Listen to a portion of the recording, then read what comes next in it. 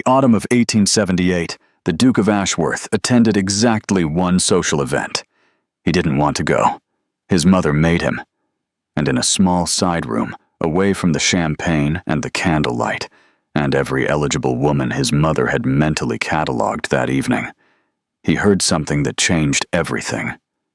A violin, and the woman playing it didn't even look up when he walked in.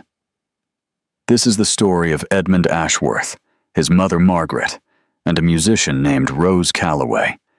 It's a story about class and control, and what happens when a woman who has spent 30 years building walls around her son finally meets someone she cannot keep out. But we need to start earlier, because to understand Edmund, you have to understand what it costs a boy to grow up as the only man in a house full of grief. Edmund Ashworth was 7 years old when his father died. Not dramatically, not on a battlefield, or in some grand scandal. Robert Ashworth, the 5th Duke of Ashworth, caught a fever in February and was dead by March. There was no warning, no long goodbye. One week, Edmund had a father who ruffled his hair at breakfast. The next week, the house was full of people dressed in black, speaking in low voices, and no one was ruffling anyone's hair anymore. He was the Duke now. That's what they told him. 7 years old, and he was the Duke. What does that mean to a 7-year-old boy? It means you watch grown men bow their heads slightly when they address you. It means your mother's hand on your shoulder gets a little tighter in public and a little more desperate in private. It means you learn very quickly that the people around you need you to be something, steady, composed, worthy of the name, before you've even learned what you yourself actually are. There was no uncle who stepped in, no grandfather still living, no older brother. Edmund was it, the last Ashworth male. And the weight of that, invisible, unspoken, constant, shaped every single thing about him. He became a people pleaser because disappointing anyone felt dangerous. He became quiet because quiet men don't make mistakes. He became, by the time he was in his 20s, extraordinarily good at being in a room without really being there, present in body, elsewhere in every other sense. And his mother, Margaret, the Dowager Duchess, she did what she believed was right. She held everything together. She ran the estate, managed the finances, kept the name respectable. She loved Edmund fiercely, in the way that fear sometimes disguises itself as love. She didn't want him to fail. She didn't want him to get hurt. She didn't want him to make the kind of choices that couldn't be undone. So she made them for him, quietly, persistently, for 25 years. By 1878, Edmund Ashworth was 32 years old and had never once, in his adult life, made a significant decision without first checking, consciously or not, whether his mother would approve. Now, Margaret. I want to be careful here, because Margaret Ashworth is very easy to dislike, and if we dislike her too quickly, we miss the most interesting thing about her. She was not a cruel woman. She was not calculating in the way of a villain. She was a woman who had learned, very young, that the world was not safe for people who made sentimental decisions, and she had spent the rest of her life making sure no one she loved would have to learn that the hard way. She had a list, an actual list. Whether it existed on paper or just in her mind depends on who you ask, but the contents were consistent. The right families, the right bloodlines, the right kind of girl for Edmund. Someone who understood what the Ashworth name required. Someone who would fit. She'd been refining this list for years. So in October of 1878, when Lord and Lady Pembridge announced their autumn ball, the kind of event where half of London's respectable society would appear, daughters prominently displayed, Margaret saw an opportunity. Getting Edmund to agree was another matter. "You haven't been out in weeks," she said at breakfast, in the tone she used when she was presenting a statement, as if it were merely an observation. Edmund looked up from his newspaper. I've been perfectly occupied. Occupied. She repeated the word the way you repeat a word when you find it inadequate. Edmund. The Pembridges have invited half the county. Lord Ashworth cannot simply, I'll think about it. He said that a lot. I'll think about it. It was his way of ending a conversation without technically losing it. But Margaret had 32 years of practice. By Thursday evening, Edmund was dressed, in the carriage, on his way to the Pembridge ball. He wasn't sure exactly how it had happened. It had happened the way weather happens, gradually, and then all at once. Margaret watched the carriage leave from the upstairs window. Please, she thought, not to God exactly, just to the general direction of fate. Let something good come of this evening. She was picturing a debutante, someone from a good family, perhaps a little shy, well-mannered. Someone suitable. She was not picturing what actually happened, but then no one ever is. No, the Pembridge ball was everything Edmund had expected, and nothing he could tolerate for more than 40 minutes. It wasn't that the people were unkind. They were perfectly pleasant. They said perfectly pleasant things in perfectly modulated voices, and laughed at the right moments, and asked after his health and his estate, with the precise level of interest that society demanded. And Edmund smiled, and responded, and refilled his glass, and smiled again, and felt absolutely nothing. This was the particular loneliness of being Edmund Ashworth. Not that he was unloved. He wasn't. Not that he was isolated. He was surrounded. But there was a specific kind of exhaustion that came from spending an evening performing warmth you didn't feel, in rooms where every conversation had an agenda barely concealed beneath the surface. He knew what these people saw when they looked at him. A title, an estate, a very eligible match. No one asked him what he actually thought about anything. Around 10:15, he excused himself from a conversation about hunting, a subject he found almost comically uninteresting, and slipped through a side door. The corridor was cooler, quieter. He followed it without particular intention, just away from the noise, past a row of portraits of Pembridge ancestors, looking variously stern and confused, and through a half-open door at the far end.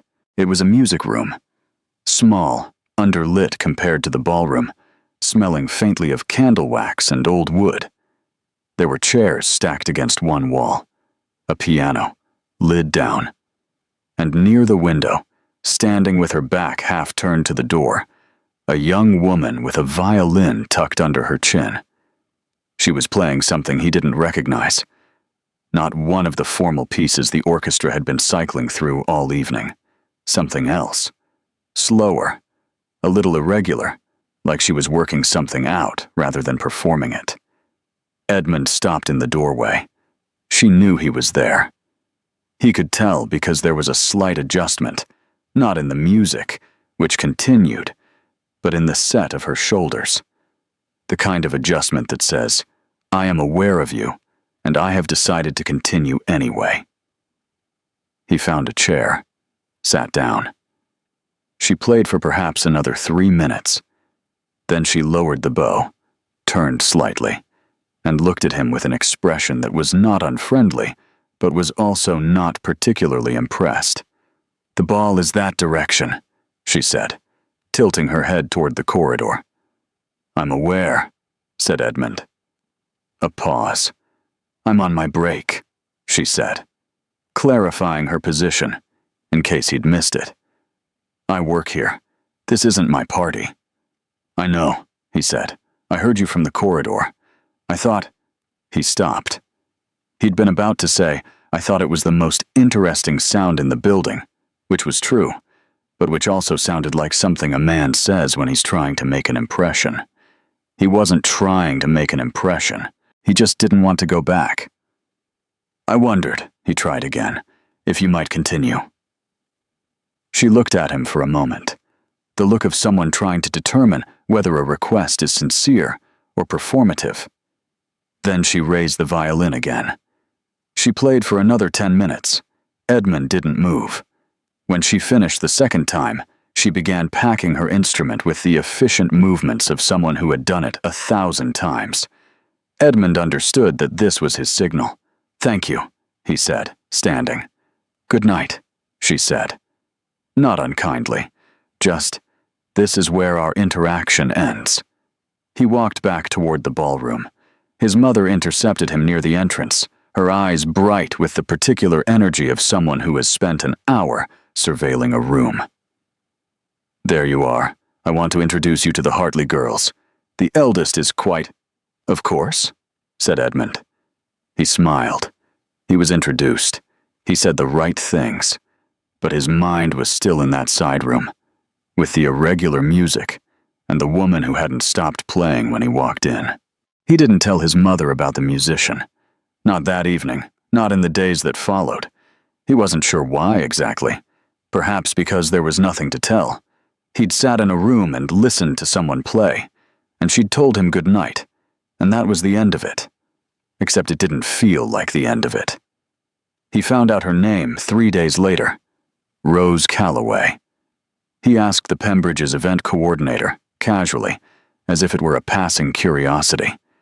He was given a name and a street, offered with the mild bemusement of someone who had never before been asked this particular question by someone of Edmund's standing. He stood on her street on a Tuesday morning, the Duke of Ashworth, outside a terraced house in the unfashionable part of the city, and knocked on the door.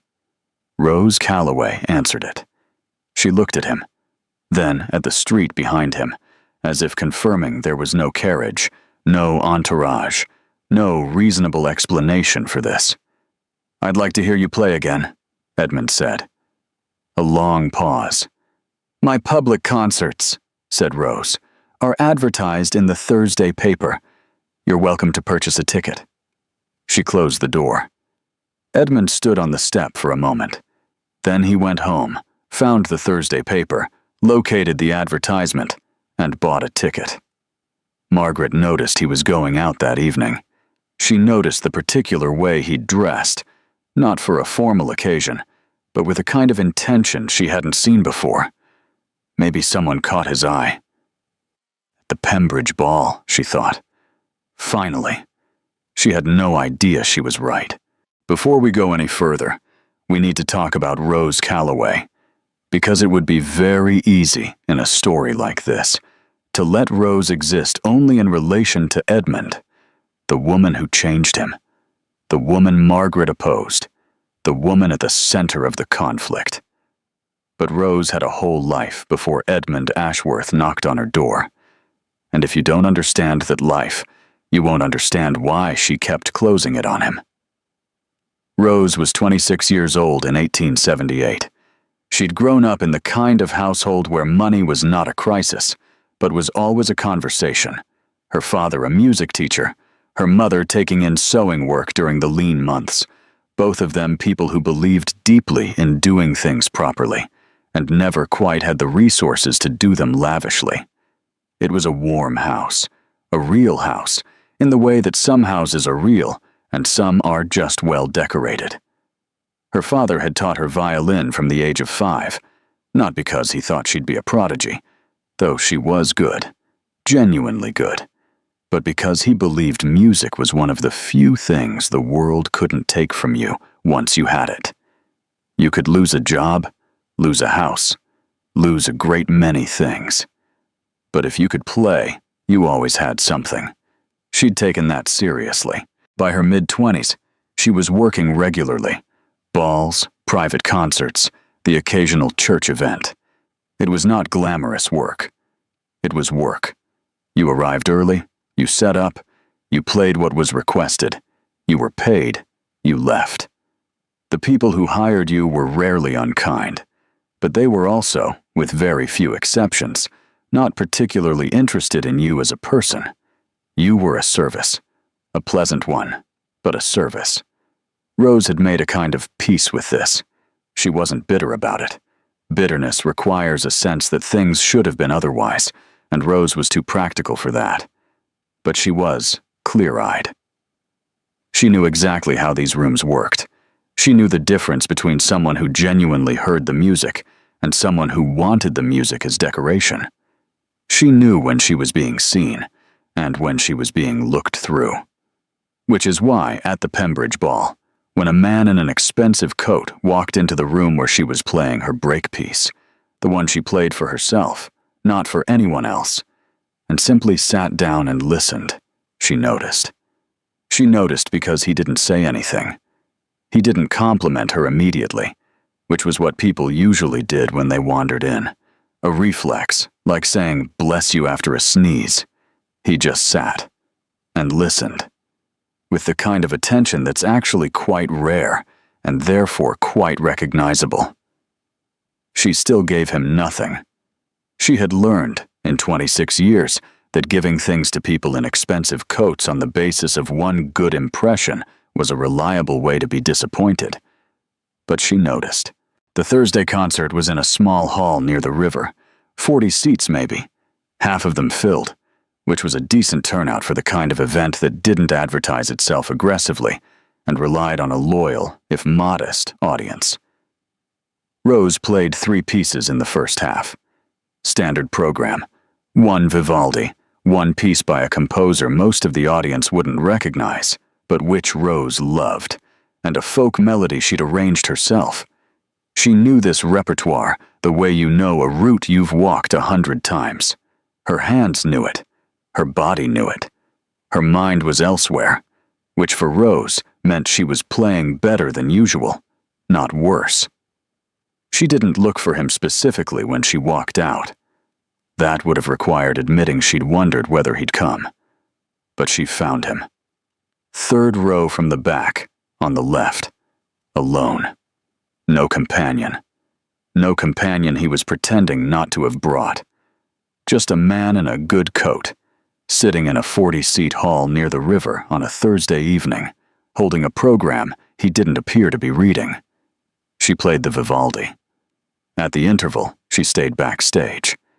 She had learned that going out during the interval created conversations she didn't always have the energy for.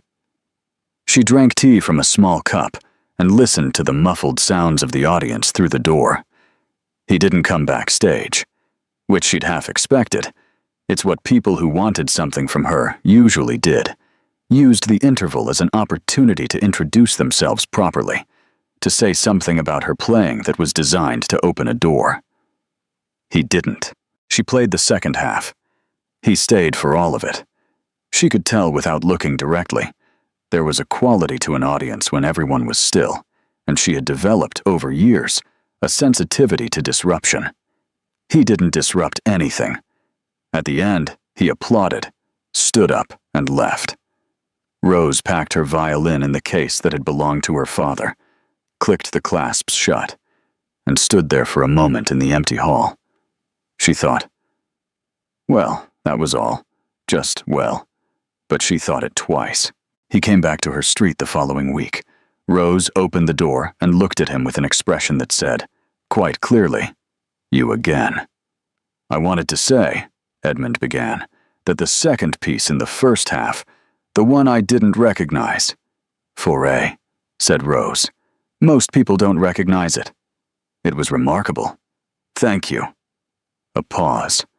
He was standing on her doorstep with no particular plan, which Rose could tell because people with plans have a different energy. They arrive with the energy of someone about to say something. He'd arrived with the energy of someone who'd simply needed to go somewhere and had chosen here. It was, despite herself, slightly disarming. "Do you always attend concerts alone?" she asked. She wasn't sure why she asked it. Curiosity, maybe, or the beginning of a theory she was testing. Edmund considered this. "I find," he said, "that when you bring someone, you spend the evening managing their experience of it. Whether they're enjoying themselves, whether they need another drink. You're not really listening anymore." Rose looked at him.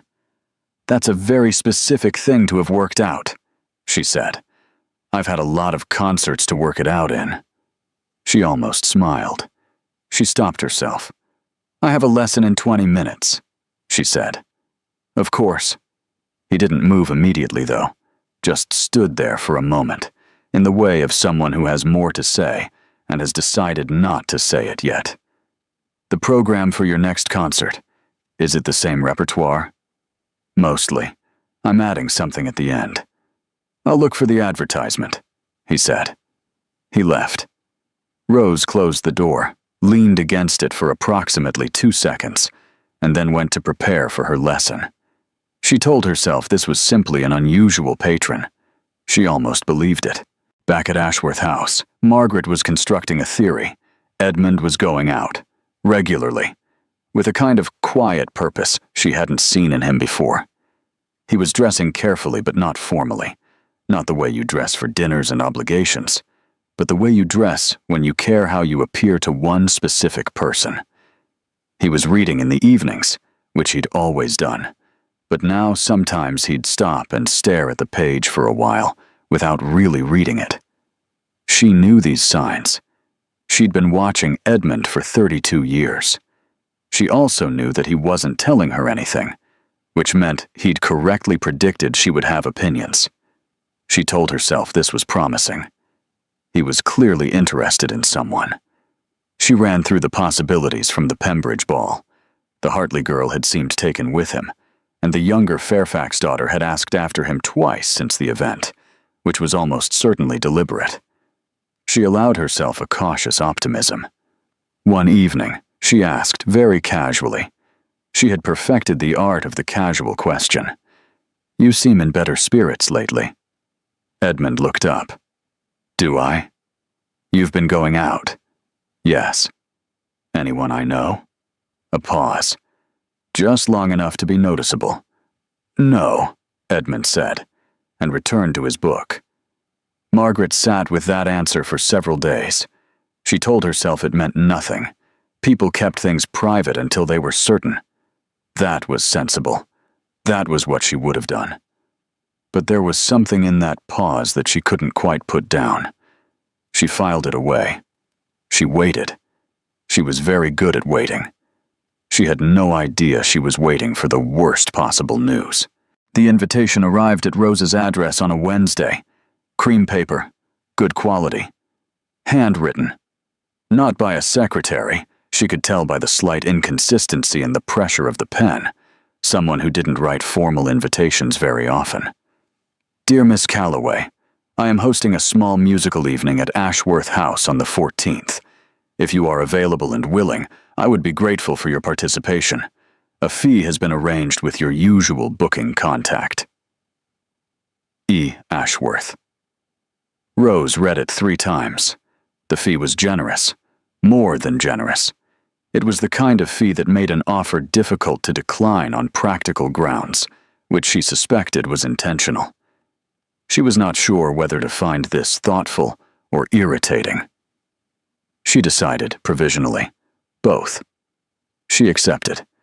The evening itself was small, perhaps 15 guests, scattered across 2 rooms, the kind of gathering that called itself informal, while still operating by every rule of formality, just slightly relaxed. Rose arrived early, as she always did, and was met by a housekeeper who showed her to the music room. Edmund appeared 20 minutes later. He looked, she thought, slightly nervous, not in a way that was visible to the room, but in the way that was visible to someone paying attention. "Thank you for coming," he said. "It's a booking," said Rose. "Thank you for the fee." "Of course." A pause. "How are you finding the instrument? The acoustics in this room? I wasn't certain." "It's a good room," she said. And it was.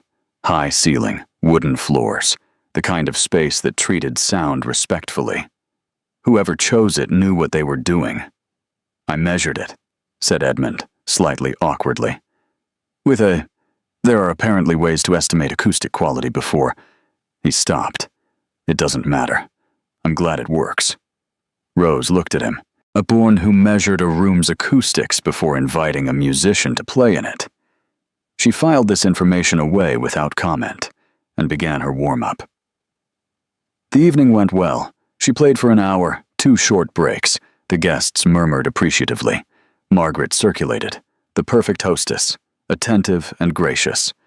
Rose watched her from the corner of her eye, watched the way she moved through the room, watched the way she occasionally glanced toward Edmund, watched the way she noted who he spoke to. After the guests had gone, Edmund appeared in the doorway of the music room again. Rose was packing up. He sat in the same chair he'd sat in at the Pembridge ball, uninvited, and she found she didn't mind. "The piece you played at the end," he said, "the one you added. You remembered. You said you were adding something. I was listening for it." She looked at him properly then, not the glance she'd given him at the door, not the measured sidelong attention she'd been paying him all evening. Actually looked. "My father wrote it," she said. "Technically, he never finished it. I finished it." "When did he die?" It was a direct question. Most people skirted it, said "I'm sorry for your loss," and moved efficiently past. He just asked. 4 years ago, she said. "Mine was when I was 7, said Edmund. "I barely remember what he sounded like. His voice, I mean."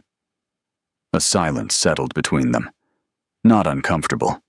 The kind of silence that happens when 2 people have said something true at the same time and are both deciding what to do with it.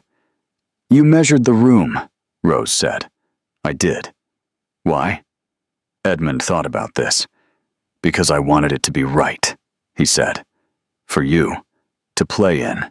Rose put the violin in the case, clicked the clasps. "Good night, Your Grace," she said. But she said it differently than she had at the Pembridge ball. "Not this is where our interaction ends. More like, I need to think about this."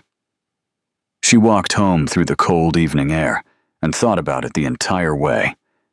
In the drawing room, Margaret poured herself a small glass of something and turned over the evening in her mind. The guests had been pleasant. The music had been lovely. Edmund had seemed almost alive, in a way that she found both gratifying and, for reasons she couldn't quite name, unsettling. She'd noticed him in the doorway of the music room after the guests left. She'd noticed who he was in the doorway for. She set down her glass. "No," she thought. "Absolutely not," and began, quietly, to make a plan. There is a particular kind of mother who loves her child so completely, so absolutely, that she can not tell the difference between protecting him and controlling him. Margaret Ashworth was that kind of mother. And by the morning after the musical evening, she had made a decision. This would end. Quietly, efficiently, and before it became something that couldn't be undone. She'd seen the way Edmund looked at that girl. She'd seen it, and she recognized it, because she had a memory she kept in a very locked place, a memory of being young and looking at someone the wrong way, and what it had cost her. She was not going to let Edmund make that mistake. The question was how. Margaret was not a dramatic woman. She didn't believe in scenes. Scenes were for people who had already lost control of a situation. She believed in quiet pressure, applied consistently, in the right places. Water on stone. Given enough time, water always wins. She started with Edmund. She chose her moment carefully. Sunday breakfast. Edmund was always slightly softer on Sunday mornings, less armored. The week hadn't started yet. She poured his tea herself, which she didn't always do, and sat down across from him, with the air of someone who had something on her mind and was deciding whether to say it. Edmund knew this performance well. He waited. "The musical evening was lovely," she said. "I'm glad you thought so." "The girl plays beautifully." Edmund looked up from his plate, carefully neutral. "She does. Very accomplished." A pause. Margaret turned her cup slightly on its saucer. It must be a difficult life, that kind of work. Moving from house to house, Always someone else's occasion. She said it thoughtfully, as if she were genuinely reflecting on Rose's circumstances, as if she were sympathetic. One wonders if they ever feel, I don't know, at home, anywhere. Edmund said nothing. I only mention it, Margaret continued, because I noticed you speaking with her after the guests had gone, which is perfectly kind of you, of course. You were always considerate with staff. The word staff landed in the room like a stone dropped into still water. Edmund put down his fork. She wasn't staff, Mother. She was a hired musician. Of course, that's what I said. It wasn't what she'd said. They both knew it. Edmund picked up his fork again. A long silence. Margaret sipped her tea and waited, because she had 32 years of practice, and she knew that Edmund, when he was upset, went quiet before he went anywhere. I've been to her concerts, Edmund said. 3 of them. We have spoken on several occasions. Margaret looked at him with an expression of such careful, loving concern that it was almost impossible to argue with. Edmund, I'm not suggesting anything improper. I simply... She paused. You are the Duke of Ashworth. You understand what that means. The decisions you make are not only yours. They never have been. Edmund looked at his mother. She looked back at him with complete sincerity. He said, I'll think about it. He left the table early. Margaret remained, finished her tea, and noted, with the precision of someone keeping score, that he hadn't said she was wrong. While Margaret was applying pressure from one end, Rose was going about her life with the determined practicality that had always characterized her. She had 4 students that week, 2 children, 1 middle-aged banker, who'd decided in a burst of ambition that he would learn the violin and was now discovering what that actually involved, and a teenage girl who was genuinely talented and knew it, which made her both a pleasure and an occasional headache to teach. She had 2 bookings, a dinner party on Thursday, a church concert on Saturday. She had, in the spaces between these things, a persistent and somewhat annoying awareness of Edmund Ashworth. Not romantic, she told herself. Analytical. He was an unusual person. She was simply trying to understand what made him unusual. This was a normal thing to do. She thought about the room he'd measured. She thought about the way he'd asked about her father, directly, without flinching, as if grief were a normal subject for conversation rather than something to be navigated around. She thought about the fact that he'd sat through 3 of her concerts without once trying to impress her with his knowledge of music, which was the thing that men who wanted to impress her with their knowledge of music always did. She thought, he's either genuinely good, or he's very good at appearing genuine. She thought, I'm not sure I know how to tell the difference. She thought, I should probably be more careful. She thought all of this while teaching the banker his scales, which he was murdering enthusiastically, and she kept her expression perfectly encouraging throughout, because that was her job, and Rose Calloway was good at her job. The invitation arrived on a Monday, Margaret's handwriting this time, different from Edmund's, more controlled, each letter placed with intention. Dear Miss Calloway, I would be very pleased if you would join me for tea on Wednesday at 3 o'clock. Margaret, Dowager Duchess of Ashworth. Rose read it and felt something cold move through her chest. She knew what this was. She'd grown up without illusions about how these things worked. A woman like Margaret Ashworth did not invite musicians to tea out of social warmth. This was not a friendly gesture. This was a conversation that had already been decided and simply needed to be delivered in person. She went anyway, because Rose Calloway did not, as a rule, avoid things. The drawing room at Ashworth House was immaculate. Not comfortable. Immaculate. Every surface placed, every arrangement considered. Margaret was already seated when Rose was shown in, which was a choice, because it meant Rose had to cross the room to her, rather than them meeting at the door. Small things. Deliberate things. Miss Calloway, Margaret gestured to the chair across from her. Thank you for coming. Please, sit." The tea was poured. There were small sandwiches, which neither of them ate. There was a brief, practiced exchange about the weather and the city that Rose understood to be the opening formality, and she matched it precisely, because she had not grown up in London without learning that every room has its own language. Then Margaret set down her cup with the slight finality of someone changing registers. "You're very talented," she said. "I hope that's clear. I have nothing but admiration for your playing." "Thank you," said Rose. "And I imagine you're an intelligent woman. You've built a life for yourself with real skill. That's not nothing in this city." "No," said Rose. "It isn't. So I'll speak plainly," said Margaret, "because I think you'd find anything else insulting." Rose waited. "My son is—" Margaret paused, choosing words. "Edmund is not a simple person to understand. He appears self-contained, and in some ways he is.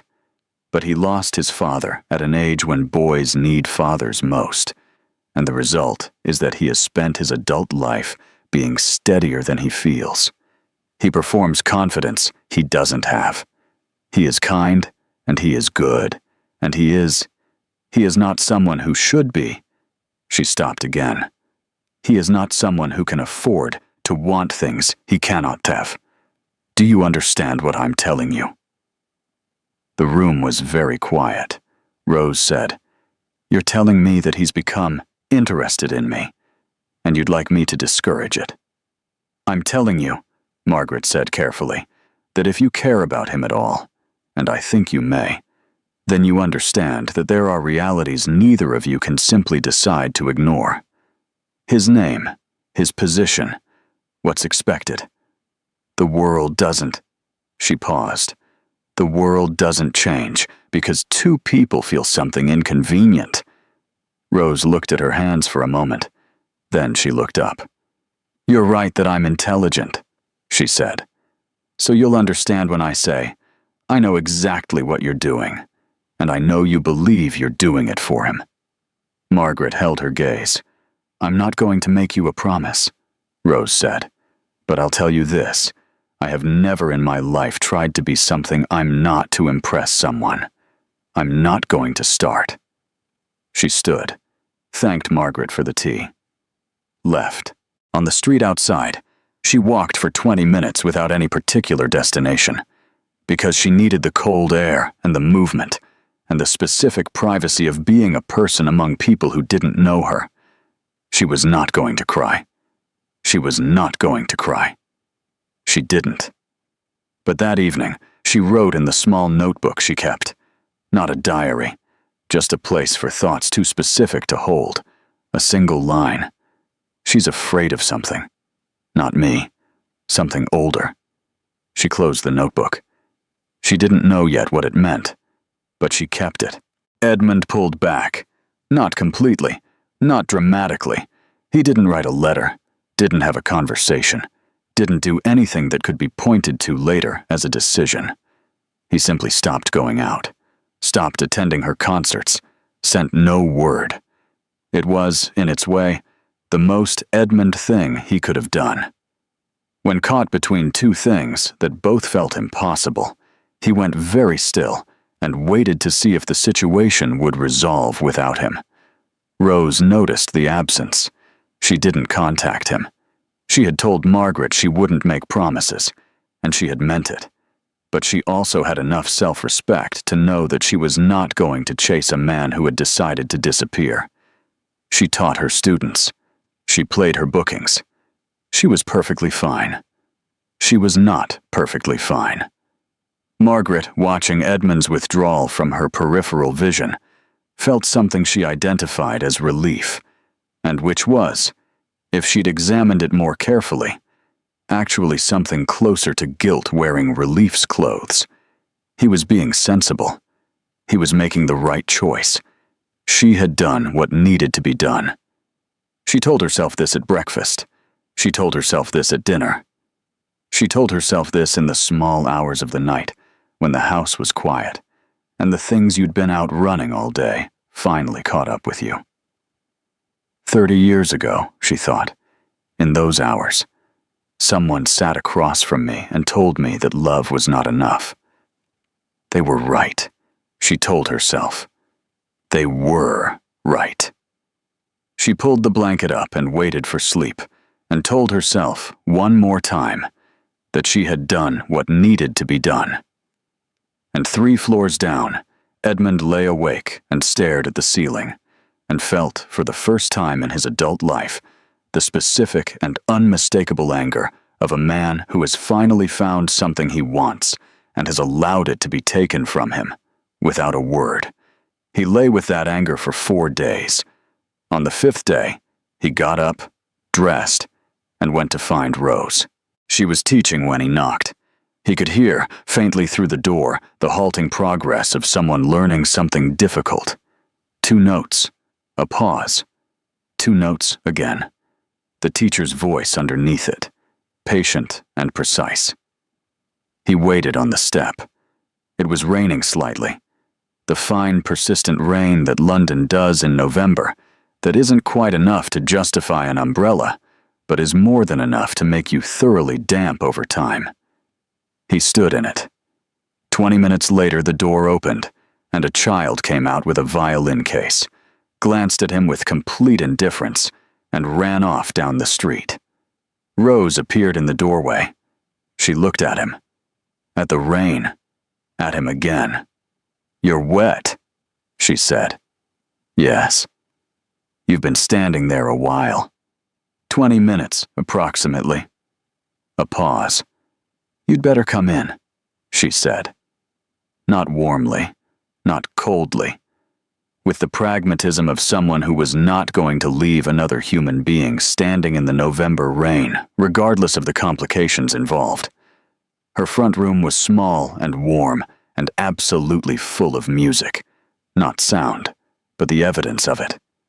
Sheet music on every surface, a music stand in the corner, a second violin on a hook by the window, older than the one she performed with. Books, a cat, sleeping on a chair, who opened one eye at Edmund and then closed it again, having decided he was not interesting. Edmund stood in the middle of it and felt, suddenly and overwhelmingly, that he was in the most real room he'd been in years. "I owe you an explanation," he said. "You don't owe me anything," said Rose. "We're not. You don't owe me anything." "I know. I want to give you one anyway." He looked at her. "My mother spoke to you." It wasn't a question. Rose didn't treat it like one. "She did," she said.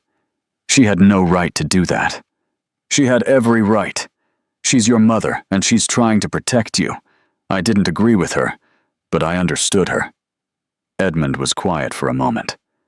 "I pulled away because I didn't know what else to do. I've spent my whole life not knowing what else to do when she—" He stopped, started again. "When I was 8 years old, I wanted a dog. My mother said the house wasn't suitable. I never asked again." A pause. "I'm 32 years old, and I still haven't asked again. About anything." Rose looked at him for a long time. "I'm asking now," Edmund said. "I'd like to see you, properly. I don't know what that looks like, and I understand if you'd rather not. I understand if this is all too complicated, and not worth the— I understand." "You said I understand 3 times, Rose said. "I know. I was nervous." The cat shifted on the chair. The rain tapped at the window. Somewhere outside, a horse went past on the wet street. "There's tea," said Rose. "If you want some." Edmund looked at her. "Yes," he said. "Please."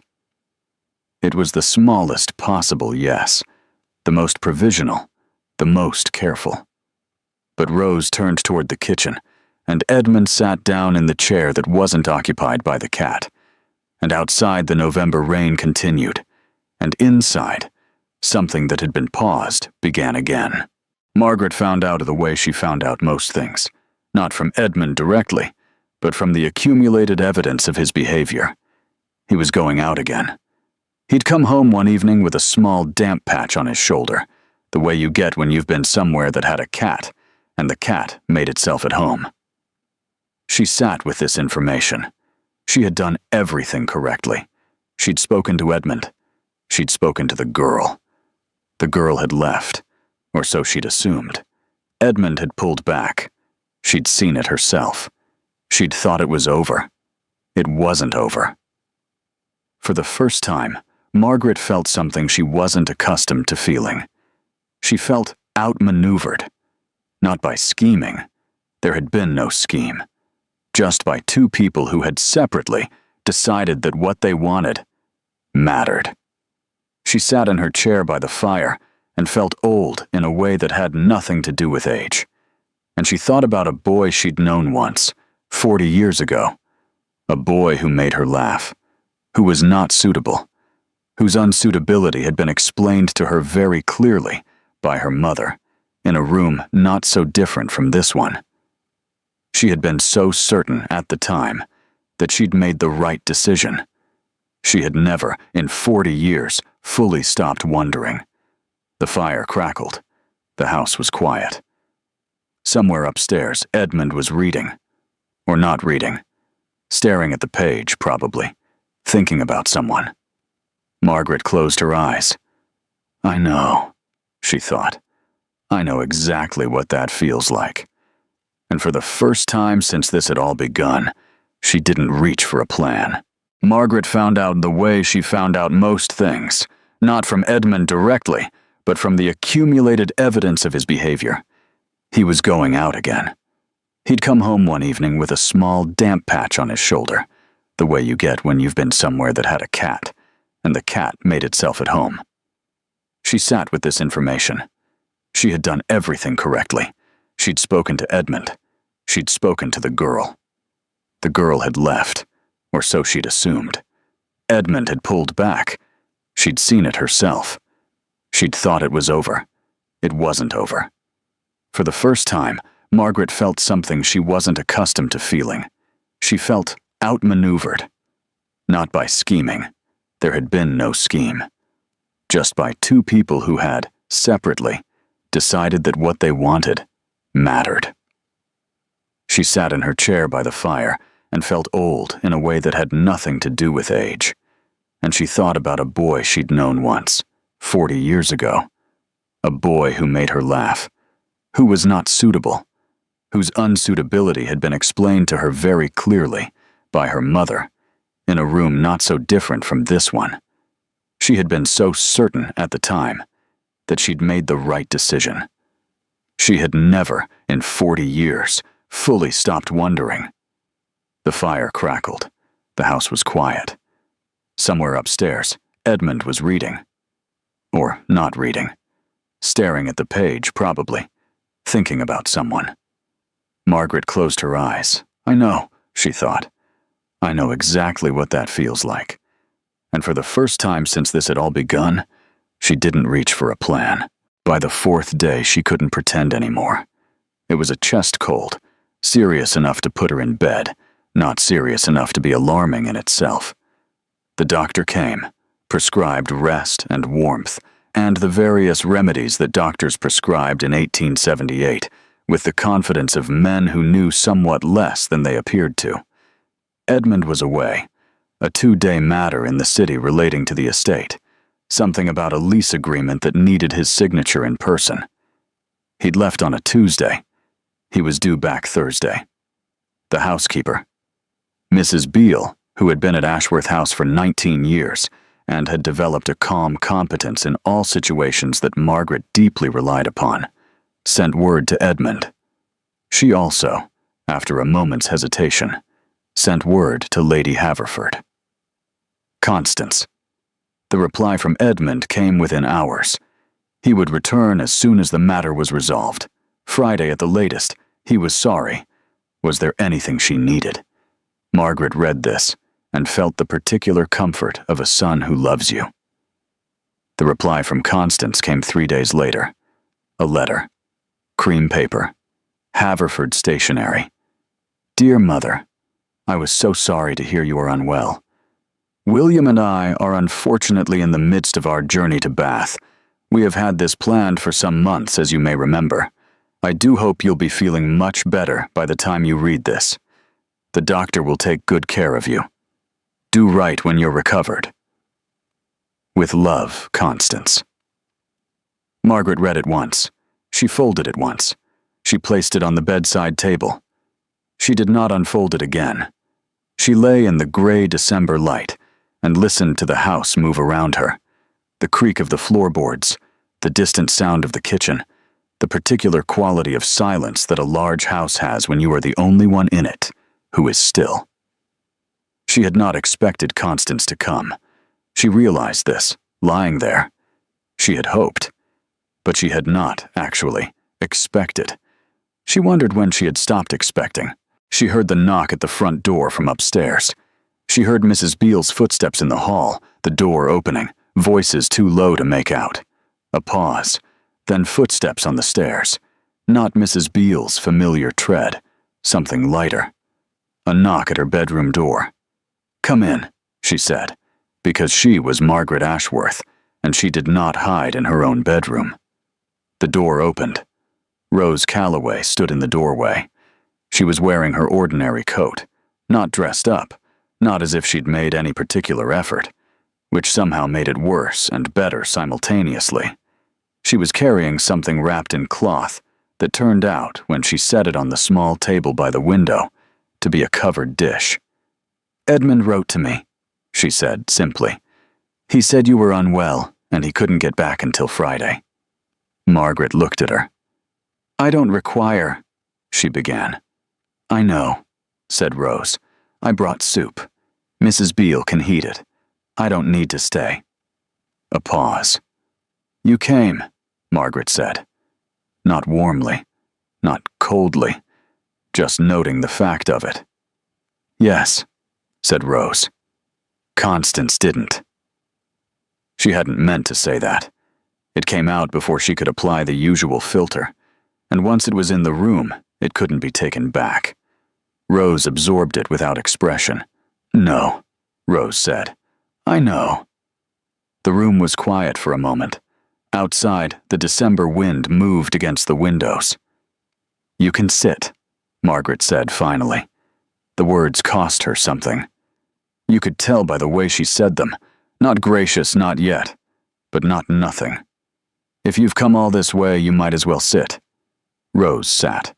She came back the next day, and the day after. She didn't make a performance of it.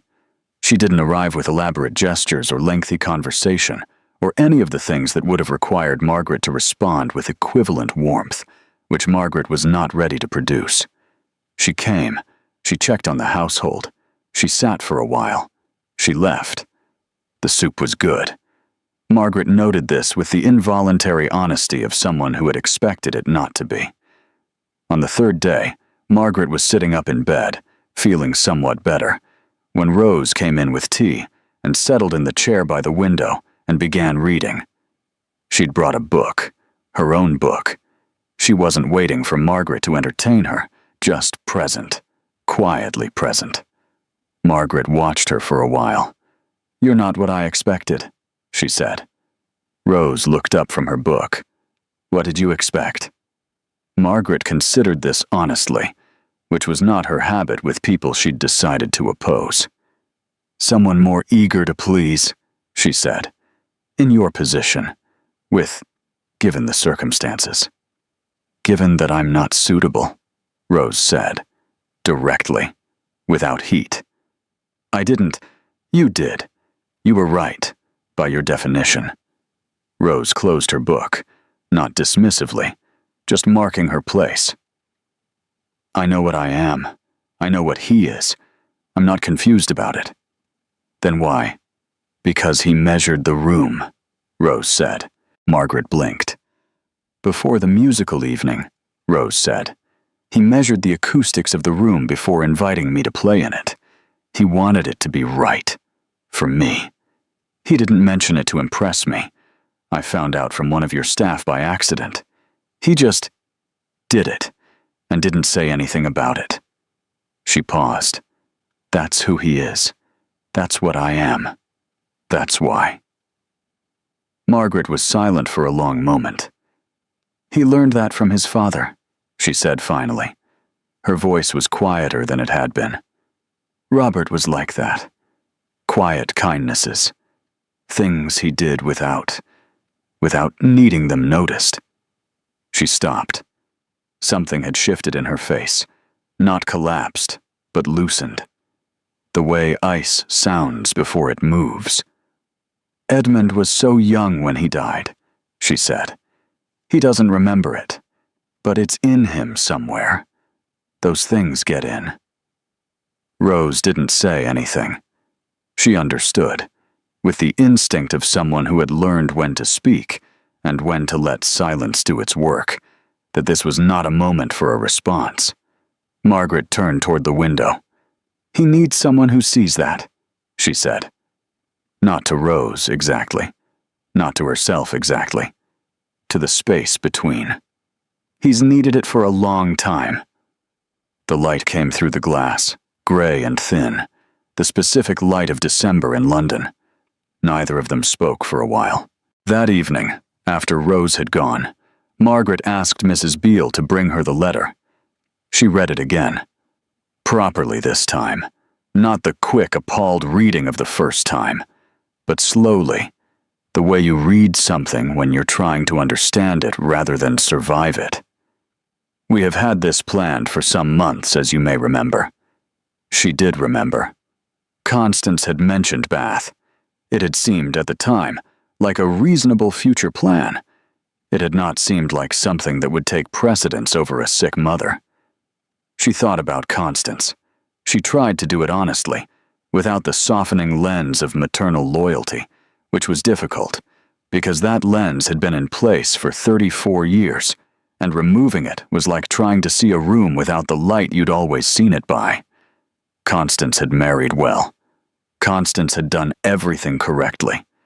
She had chosen William Haverford with exactly the clear-headed practicality that Margaret had always said was necessary, and she had built exactly the life that Margaret had always said was possible. And she was in Bath, and a girl from the unfashionable part of the city, the daughter of a music teacher, a woman Margaret had brought tea into her best drawing room in order to discourage. That girl had shown up 3 days in a row with soup and books, and the particular quality of presence that doesn't ask for anything back. Margaret set the letter down. She thought about her mother's drawing room, the conversation she'd had at 22, the boy she'd turned away from. She had never told anyone about him, not Edmund, not Constance, not anyone. She had put it away very thoroughly, the way you put things away when you've decided that examining them serves no useful purpose. She examined it now. He had been kind. He had been funny, which she'd forgotten until this moment. The way you forget the specific sound of someone's laugh until something calls it back. He had not been suitable. She had been so afraid. Not of him. Of what her mother had said. Of the consequences. The isolation. The closed doors. She had sat in that drawing room and been afraid. And she had made the sensible decision. And she had told herself for 40 years that she'd been right. She was still not entirely sure she'd been wrong. The fear had not been imaginary. The doors that closed on unsuitable women were real doors, with real consequences. But she was lying in bed, with a chest cold in December, and the suitable daughter was in Bath, and the unsuitable girl was the one who'd come. There was something in that, something she couldn't quite dismiss. She turned off the lamp. The room went dark. She thought, Edmund is 32 years old. He has spent 32 years being what I needed him to be. She thought his father would have let him have the dog.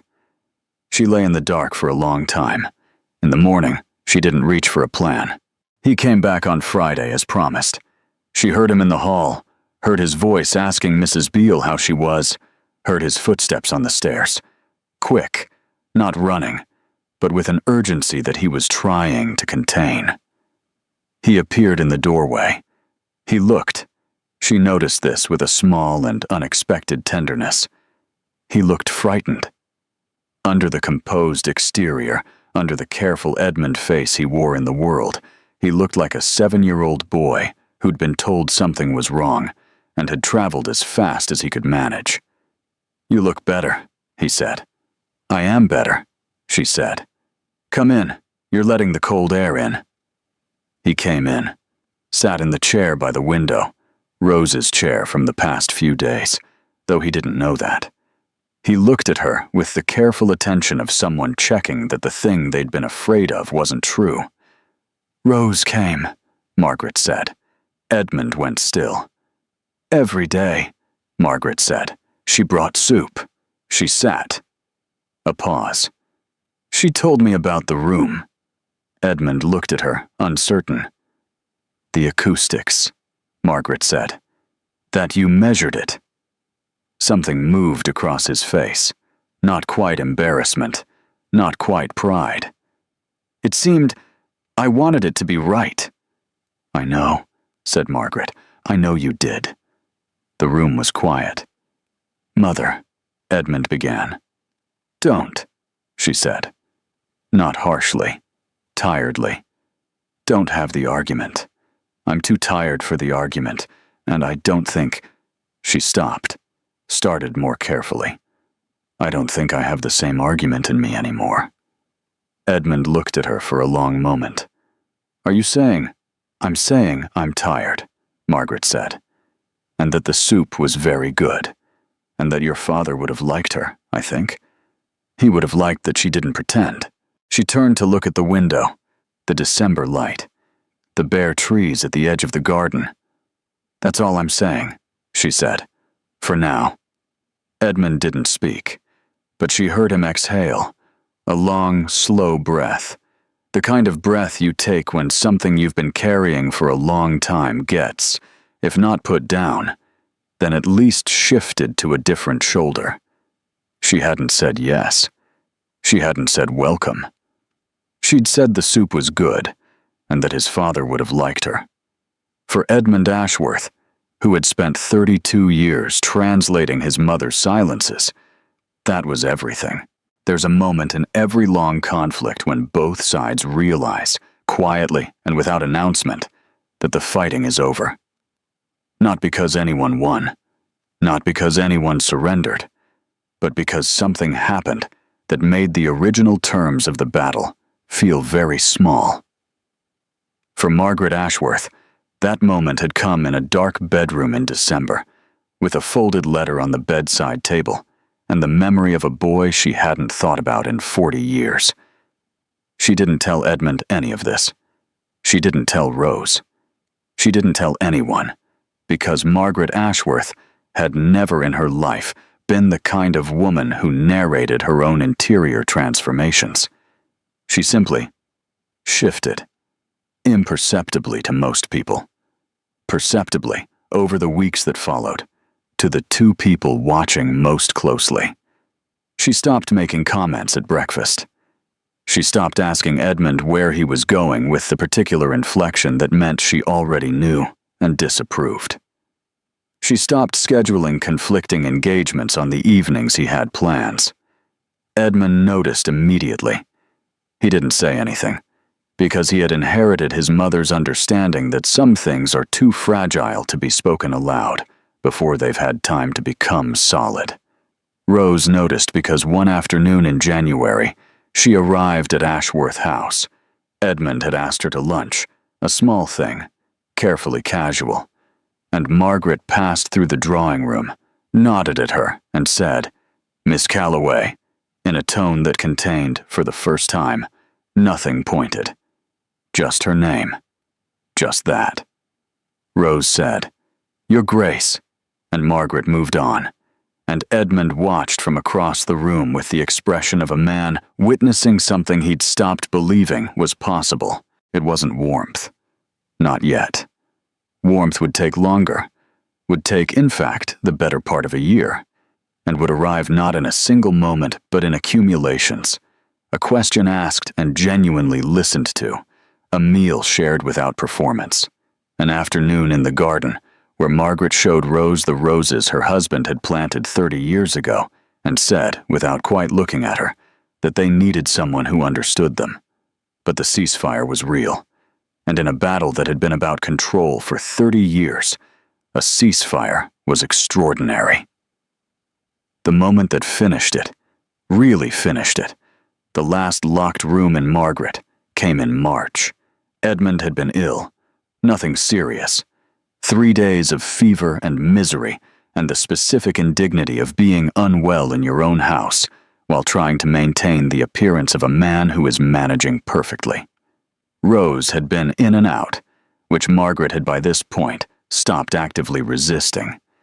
She'd even once brought tea upstairs herself without being asked, set it on Edmund's bedside table, and left without comment. On the 4th day, Edmund was better. Rose arrived in the afternoon. Edmund was downstairs in the music room, a room he'd opened up more since the evening of the small concert, as if he'd rediscovered it. Margaret was in the hall when she heard it. Edmund, at the piano. She knew his playing. He'd had lessons as a child, had stopped when he was 12, had occasionally returned to it in private moments ever since. He was not a performer. He'd never wanted to be watched. And then Rose's violin, not a piece, not something rehearsed. The kind of playing that happens when two people are simply in the same room with their instruments and time, and one begins something, and the other finds it. She'd heard this described, but never understood it. The way music between two people who trust each other has a quality that music between two strangers never quite reaches. Something unhurried, something that doesn't need to arrive anywhere. She stood in the hall and listened. She thought about Robert, her husband, Edmund's father. He had played the piano badly and enthusiastically, and with great happiness, and she had sat in that same room 30 years ago and listened and thought, this is enough. Whatever else the world is, this is enough. She had forgotten that. She had been so busy protecting Edmund from the wrong life that she had forgotten to show him what the right one felt like. He seemed to have found it anyway.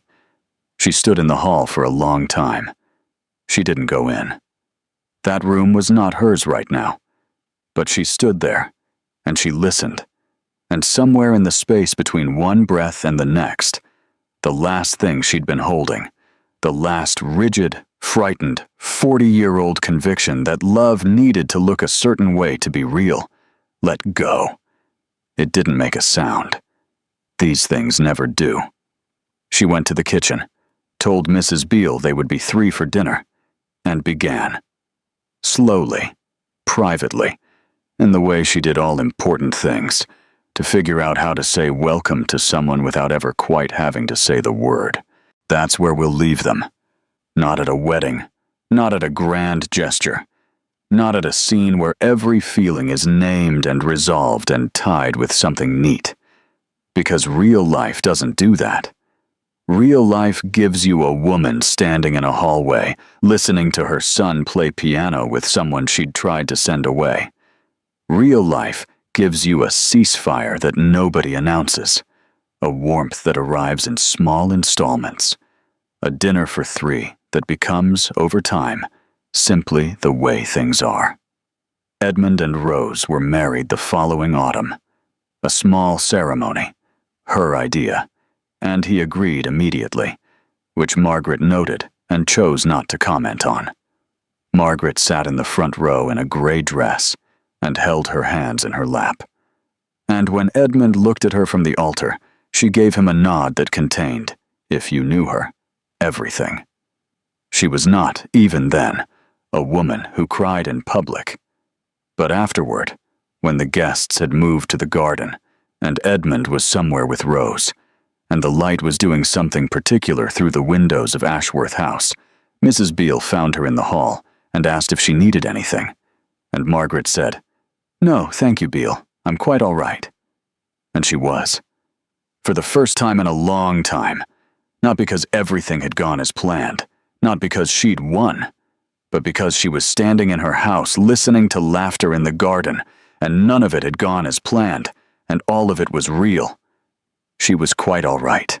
Edmund and Rose had 2 children, a girl and a boy, in that order, which Edmund privately considered the correct order, though he never said why. Rose continued to play, not out of financial necessity after the marriage, but because she had never been the kind of woman who gave up the thing that was most hers, and Edmund had never, not for a single moment, suggested she should. She taught as well. She opened a small music school in the east of the city, the kind of neighborhood she'd grown up in, and she ran it with the same practical warmth she brought to everything. Edmund was on the board. He handled the lease negotiations and attended every student concert, including the ones featuring children who were not yet, charitably speaking, ready for an audience.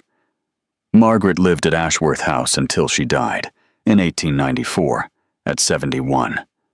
She and Rose never became easy with each other, in the way of women who have always been friends. There was always, between them, the memory of what had been said in that drawing room, over untouched sandwiches, and the scar of it, though healed, remained. But they became something more interesting than easy. They became honest. Margaret told Rose things she told no one else, about Robert, about the boy she hadn't married, about the fear that had run the whole machinery of her life for 40 years. Rose listened, and didn't offer comfort that wasn't true, and made tea, and stayed. At Margaret's funeral, Edmund spoke briefly and well. Rose sat in the front row with their daughter on her lap, and when it was over and the guests had gone and the house was quiet, she went to the music room, took out her violin, and played the piece her father had written, and she had finished. The one she'd played the night Edmund had first asked her what the music was. She played it for Margaret, who had been, in the end, the most complicated person she'd ever loved. Thank you for spending this time with Edmund, and Rose, and Margaret Ashworth. If this story stayed with you, the complicated love, the locked doors, the people who come through anyway, I'd love to know which moment got you most. Leave it in the comments. I read every single one. And don't forget to tell us which city you're watching from. And if you're new here, welcome. There's more where this came from.